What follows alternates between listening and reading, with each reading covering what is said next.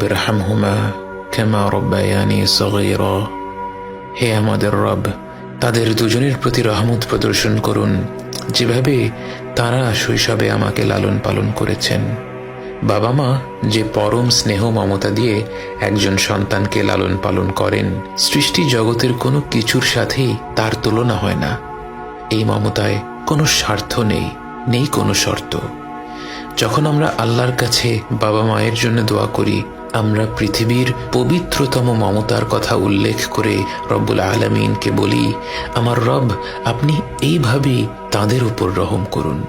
বাবা মায়ের জন্য এই দোয়াটি পবিত্র কোরআনের মাধ্যমে আল্লাহই আমাদের শিখিয়েছেন। অথচ আমরা যদি শুধু বলতাম রব্বিরহামহুমা, এটাও একটা সম্পূর্ণ দোয়া।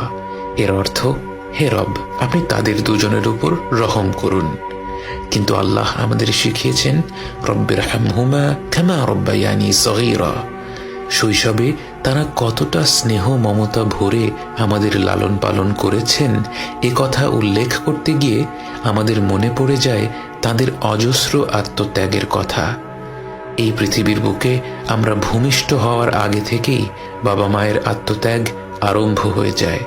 রাত পেরাতে গর্ভবতী মায়ের ঘুম ভেঙে যায়, যখন তখন প্রচণ্ড ক্ষুধা পায়, শরীর খারাপ হয়, বমি হয়।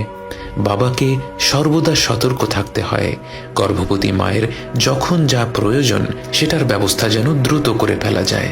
জন্মের পর থেকে বাবা মায়ের সময়সূচি বাচ্চাকে ঘিরেই গড়ে ওঠে।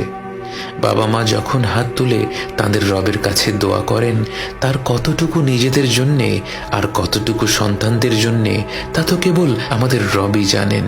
এবং তিনি জানেন বলেই আমাদের শিখিয়েছেন রব্বিরহামহুমা কামা রাব্বায়ানি সগীরা।